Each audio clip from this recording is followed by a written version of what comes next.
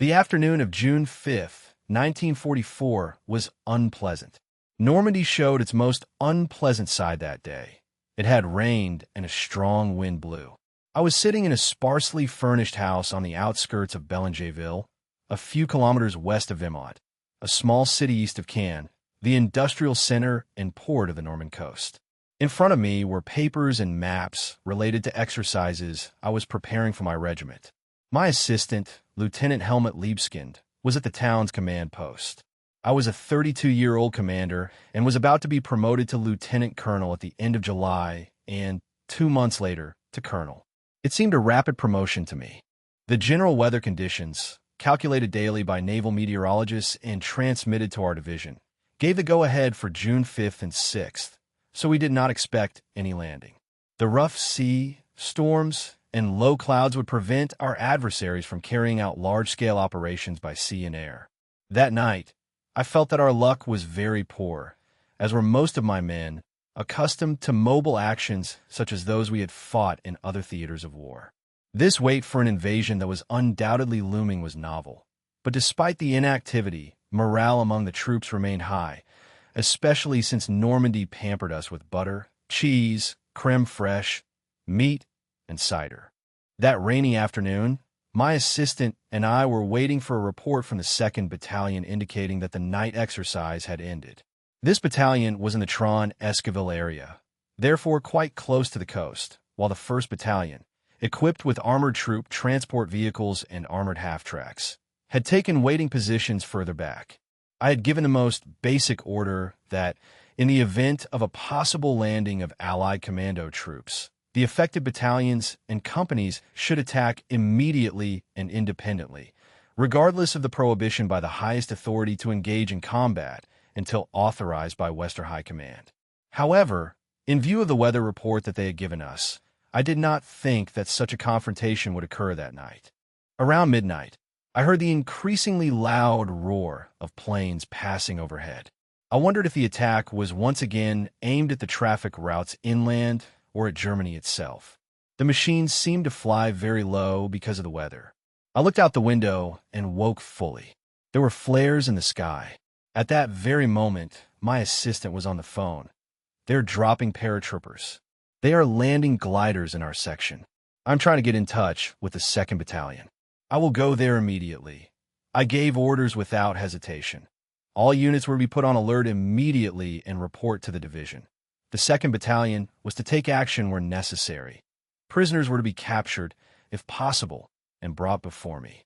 Then I went to the command post with my assistant. The 5th Company of the 2nd Battalion, which had left with blank cartridges, had not yet returned from the night exercise. The situation was dangerous. The first reports indicated that the British had landed on Tron. The commander of the 2nd Battalion had already initiated a counterattack with uninvolved elements and had managed to penetrate as far as Tron, where elements of the 5th Company had retreated on their own. We telephoned the company commander, who was in a basement in Brandenburg. "Hold on. The battalion is already attacking and will arrive in a few moments." "Okay," he replied. "I have the first prisoner here, a British medical officer from the 6th Airborne Division. Send him as soon as the position is clear." Meanwhile, my assistant telephoned General Feuchtinger, but his staff officer had not yet returned. We gave the ordnance officer, Lieutenant Messmer, a brief report of the situation and asked him to obtain authorization for a concentrated night attack as soon as the division commander returned. By then, we had a slightly clearer idea of the situation and greater control over it. The prisoners who had miscalculated their jumps and had fallen into our hands in the course of the operation of our limited counterattack were brought before me before I had them escorted to the division, in accordance with the orders. During our little chat, we learned that the 6th Airborne Division was to jump during the night to take the bridges over the Orne and Ronville and the old bridgehead east of the Orne intact for the sea landing scheduled for the morning of June 6th. Little by little, we were filled with anger. The authorization for an immediate night attack in order to take advantage of the initial confusion among our adversaries.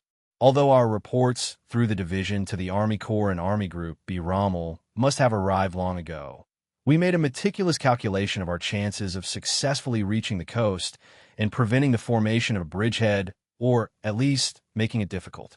I remember the British doctor who was brought to me as the first prisoner with his paratrooper equipment. He looked like a soldier like any other, a good Briton. He kept his composure, but he seemed deeply disappointed and nervous about having been taken prisoner on his first mission, since he too only gave his name and a number. I began, as always with a British prisoner, to chat a little.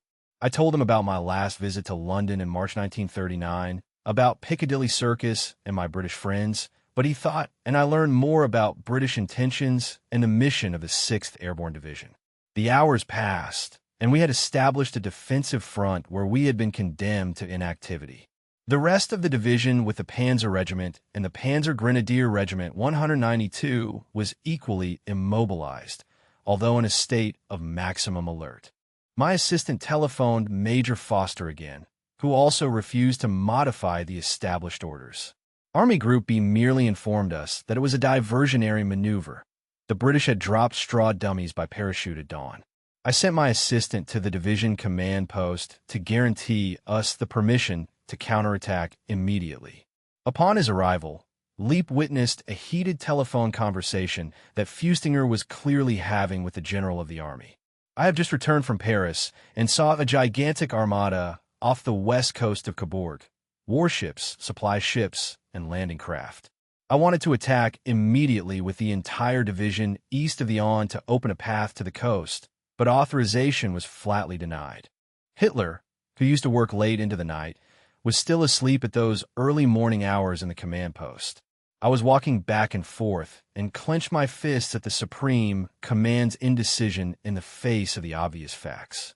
If Rommel had been with us instead of in Germany, he would have disobeyed all orders and taken action. We were convinced of it. We felt in full physical shape and capable of dealing with the situation. I hid my anger and remained calm and objective. My experience in previous theaters of war had taught me that the more critical a situation or the more alarming the reports, the more calmly an experienced leader must react. The best way to calm a nervous officer or a messenger who arrives directly from an apparently desperate situation is to sit him down, give him a cigarette, and say, "Now tell me what really happened."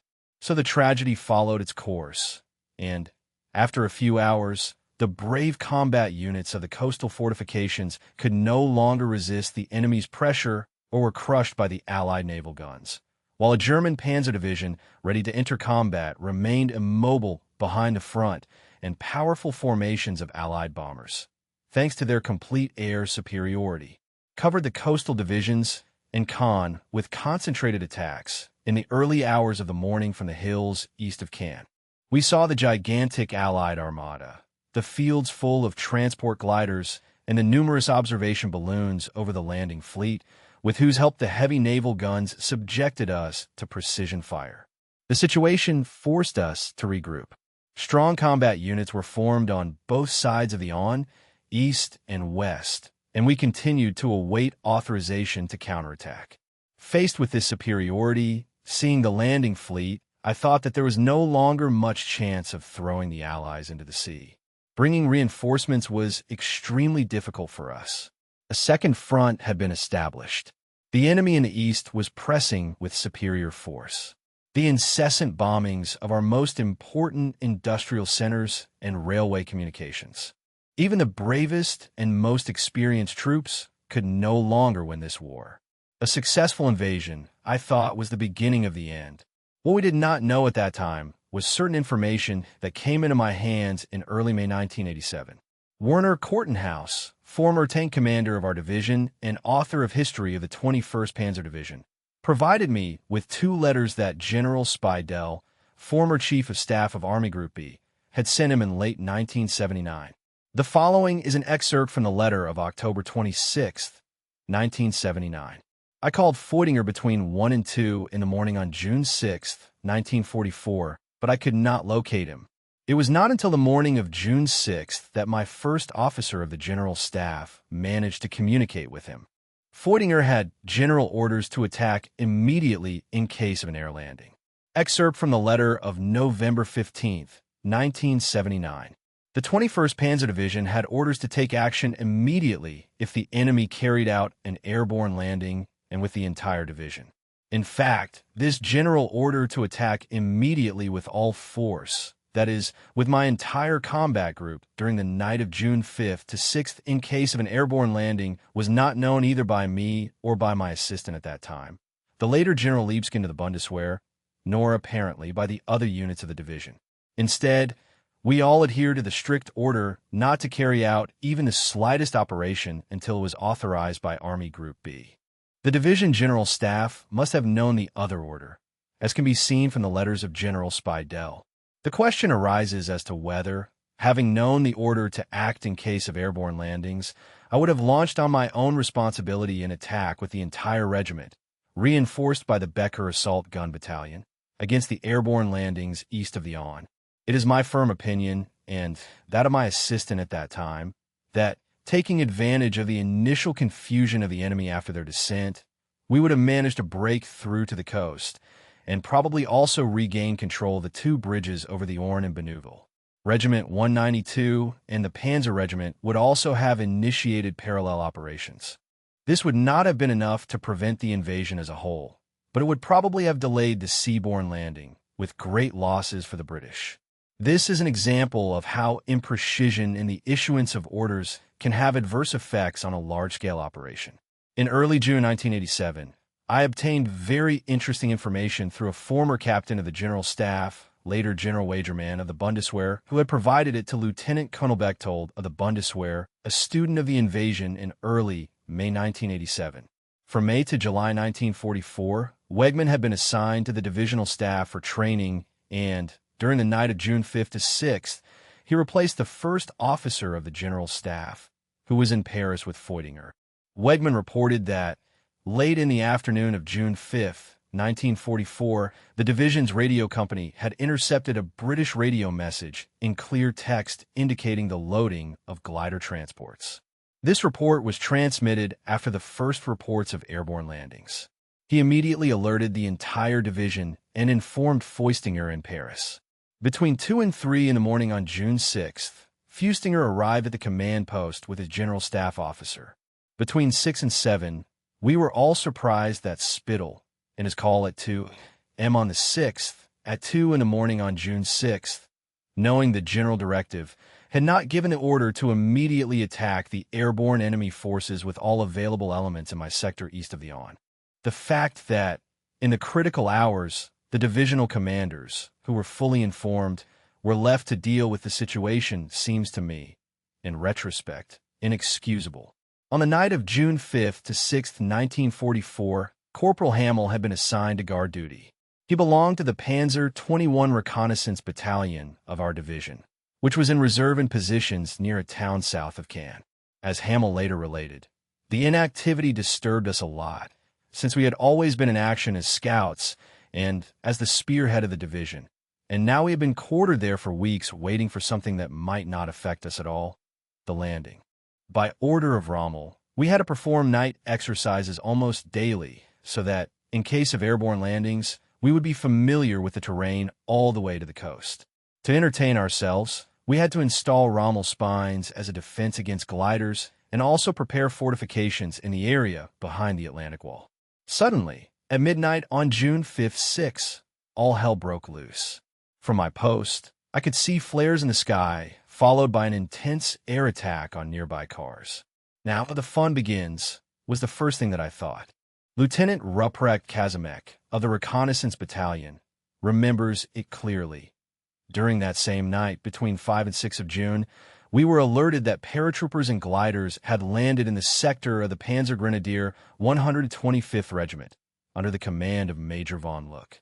Along with the bombings, this suggested something more than just a commando operation. We knew that the order to attack would only come from the highest authority. Despite this, in a very short time, the battalion was ready for action. Our commander, Major Waldo, was on leave and due to return on June 8th at dawn. A liaison officer that we had sent to von Luck reported that not only had an airborne division landed east of the Aisne, but the enemy had gathered a large armada off the coast and was preparing to disembark from sea.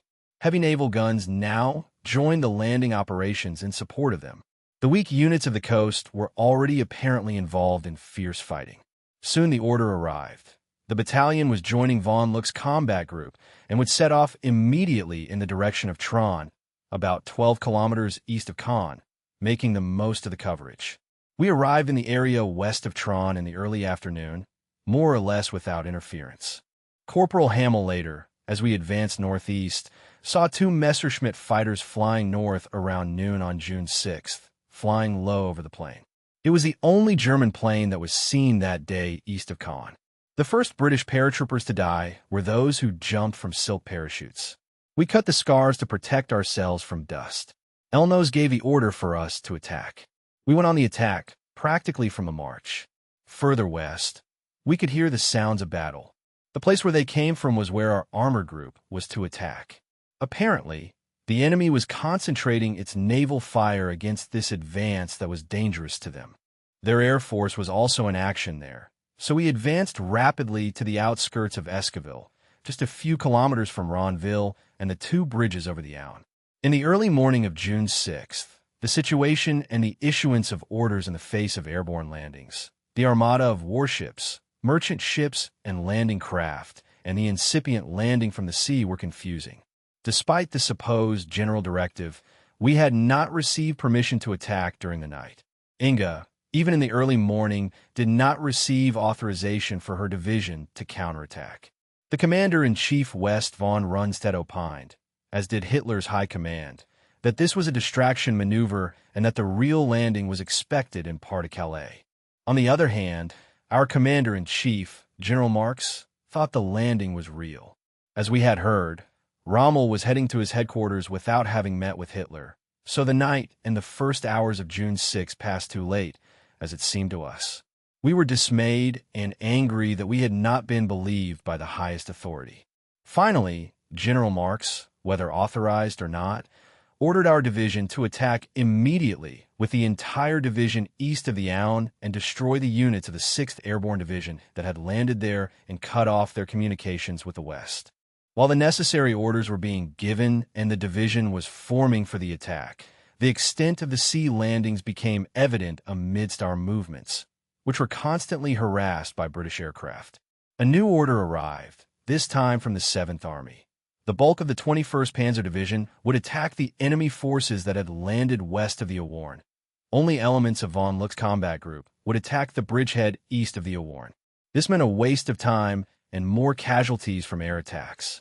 The regrouping of the division took hours, and most of the units in the area east of Caen and the Aune had to pass through the Eye of the Needle in Caen and through the only available bridges in this sector.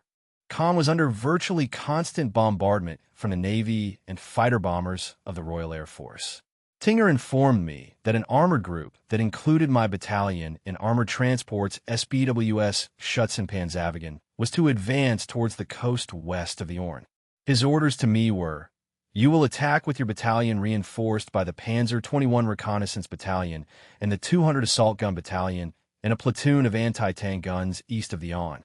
Your mission is to crush the bridgehead of the 6th Airborne Division, recover the 2 Aune bridges in Benneville, and establish contact with the coastal units. Artillery elements will provide support. Begin the attack as soon as all elements have reached you." The employment of the Reconnaissance Battalion worried me a lot. After all, I had seen action in all theaters of war as an armored scout, always at the forefront of the division. We were not equipped for direct attack operations. Company No. 4 of the Panzer Regiment arrived around 5 p.m. on June 6th. Major Becke's batteries did not arrive until the night of June 7th, so I had to start without them. My 2nd Battalion was engaged in a tough defense against the paratroopers who had landed and who were evidently trying to expand their bridgehead, still very small. I could release only limited elements of the battalion for the attack at the last hour of the afternoon, almost at the same time as the armored group to the west of the Aune. We departed with the objective of advancing through Esquivelle, Hero-Villette, Ronville, and the 2 bridges of the Aune. The Reconnaissance Battalion went directly into the attack from its march and, supported by the Panzer Company, penetrated Esquiville against its surprised adversaries. Then all hell broke loose. The heaviest naval cannons, of up to 38 centimeters in caliber, and fighter bombers riddled us relentlessly. Radio contacts were lost, the wounded arrived, and the men of the reconnaissance battalion were forced to take cover. I had gone up during the attack and saw the disaster. I managed to run towards the battalion commander and gave him new orders to avoid more casualties, immediately interrupt the attack, and take defensive positions in the southern end of Esquivel, establish a defense line there, and prevent any new enemy advance. The 4th Company of the Panzer Regiment, as well as the assault cannons of Major Becca, will support them when they arrive here. Make sure that your men and the crews of the armored vehicles also entrench themselves. I ran back to my regiment's radio station. My assistant Liebskind had to report the attack's interruption to the division. At the same time, Feuchtinger reported that the armored group had reached the coast through the gap between the landed elements of the 3rd British Infantry Division and the 3rd Canadian Infantry Division. The heavy fire from the Navy, the attacks by the fighter bombers, and, in the rear guard of the armored group, the newly landed paratroopers had forced them to withdraw to avoid being surrounded. My brother regiment, the 192nd, had taken a defensive position at approximately the same level as us. Now precisely what Rommel feared had happened. The enemy had not been attacked by our entire division and expelled to the sea in the first hours of the landing. The other 2 panzer divisions were in areas very far from the rear guard of the 1,000 fighters that Goering had promised. Nothing could be seen anymore. On the afternoon of June 6th, it seemed to have become clear even to Hitler that this was a large-scale invasion. But, as Feuchtinger told us, Hitler and his high command were still counting on a new landing in the Brown Calais. The panzer divisions and reserve units stationed there were not to be withdrawn by express order of Hitler. At the same time, it was also clear to even the last man that the invasion had been successful, that it was now only a matter of days or weeks before the Allies landed enough forces to be able to launch an attack against Paris and finally against the German Reich, if it were not for that damn air superiority. Even at night, the Christmas trees hung in the sky, bathing the entire area with a bright light. The air attacks never ceased. The Navy launched a rain of fire on our positions and bombed. The city of Caen, which was a focal point on our lateral flank communications during the day, were even worse. Before any movement on the battlefield, even of a single vehicle, the enemy reacted with concentrated fire from the Navy or with attacks by fighter bombers. Either our radio communications were intercepted, or the Navy had divided the entire area into grids and only had to transmit the grid number to launch a sudden concentration of fire against such concentrations. At night, we all dug trenches next to our vehicles, which provided us with some protection. All our supplies came from the Paris area and could only be transported at night. During the night of June 7th, I received orders to continue the attacks against Esquivel, and, in the following days, we had to try to crush the bridgehead east of the Yonne, which was still small, according to the message from our division commander. In the morning, we saw up to 100 gliders in the fields on the elevation north of Esquivel, a sign that more units of the 6th Airborne Division had landed. Units were still entrenched at the southern end of Esquivel. A combat patrol made its way to the town and suffered heavy losses, but captured 13 prisoners. One of them spoke. We had the mission of attacking south through Esquivel to expand the bridgehead and reach our original objective. We're just waiting for reinforcements. Back at my command post, I started a conversation with a non-commissioned officer from the 6th Airborne Division. He was slightly injured, and our doctor was attending to him. He thanked us for the fair treatment that we had given him, but he was somewhat bitter. He belonged to Company B, under the command of Major John Howard. We had the mission of landing at midnight with 6 gliders on the 2 bridges near Benneville and taking the bridges intact. We had been training for this operation for over a year. We landed right next to the bridges. The enemy was taken by surprise. They did not even have time to carry out the prepared demolitions. I think we were the first to land on French soil. We were very proud, especially because we suffered only a few casualties. Commander Howard had told us that, once the operation had been successful, we would be taken back to England to be ready for another action. But last night, our commander received orders to attack the town of Esquivel. This morning, the small bridgehead had to be expanded, a task for which, in my opinion, we were never intended. We entered the town, but we were subjected to intense fire from all flanks, especially from your damn 88s. I think more than half of our company has died, been wounded, or been taken prisoner. After the weak resistance on the bridges, it seems that we have run into a strong and experienced enemy. Our commander was so proud of the Kadama, and now this disaster. Anyway, we know that the landing from the sea has been a success. They can no longer stop our advance towards Paris. They can no longer win this war. One of the bridges is known today as the Pegasus Bridge, named for the winged horse emblem of the British Airborne Forces.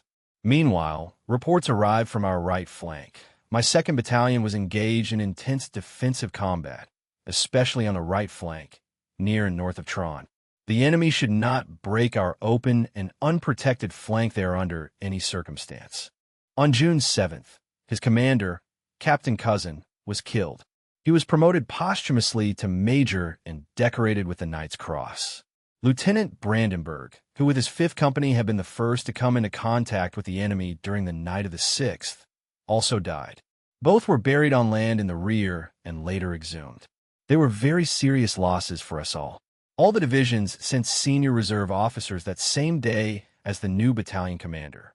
He was an infantry soldier and had been in Russia, so he was well suited for the immediate task. In a short time, he integrated and became one of my most reliable and successful leaders in the combat group. On June 8th, neither we nor the British attacked on either flank. The wounded had to be attended to and the casualties replaced, for to our surprise, some Messerschmitts suddenly appeared and were involved in aerial combat. A Royal Air Force fighter was shot down over British lines. All the men raised their arms in jubilation, with a promised 1,000 fighters going to appear, but they also shot a Messerschmitt down. The pilot was able to save himself with a parachute and landed near the reconnaissance battalion. They brought him before me. He swore and waved his arms. What are we supposed to do with a couple of fighters against such superiority? Where the hell are the 1,000 fighter planes? In the afternoon, Commander Waldo returned from leave. His men from the reconnaissance battalion were happy to see him, as he was very popular, especially because he defended them and always tried to avoid unnecessary losses. At the same time as Waldo, an order arrived from the Von Luck Division. The combat group will meet on the morning of June 9th to launch a decisive attack against Esquivel. Advancing on Ranville and taking possession of the bridges assigned for this purpose will be Panzer, Company No. 4 of the Panzer 22 Regiment, 3 batteries of the Assault Gun Battalion, 200 of Major Becca, and a company of the Anti-Tank Battalion, 220 with 8 guns, 8-centimeter guns. The division's artillery will support the attack within the limits of its ammunition supply. Late in the afternoon, all the commanders, along with an artillery observer, met at my post. We will meet before dawn, before the enemy air force can intervene or the Navy can be effective. The motorcycle escorts of the reconnaissance battalion and the grenadiers of the 2nd Battalion who are not immobilized by the enemy would go ahead, followed by the 1st Battalion and supported by the tanks of Company No. 4, as well as by Becca's SPWs. The anti-tank guns would take positions on the hills south of Esquivel to repel counterattacks by British tanks. A powerful and effective combat group would be needed to counter the impact of naval guns and fighter bombers. We met an hour before dawn.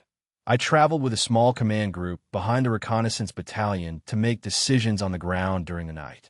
We had been subjected to intense naval fire and bombing. Evidently, our preparations had been discovered. Corporal Hamill, who participated in the attack as a motorcycle escort, recalls, "With the support of the tanks and assault guns, we soon made our way into Esquivel. The remaining civilian population had gathered next to the church. We found some children running in search of their parents and took them to the church. The British of the 6th Airborne Division put up fierce resistance. When dawn broke, intense fire from the Navy began to fall on the town center and its southern end. We couldn't move forward. Then we received the news that our beloved commander, Major Waldo, had died only one day after returning from visiting his wife. It was a hard blow for all of us.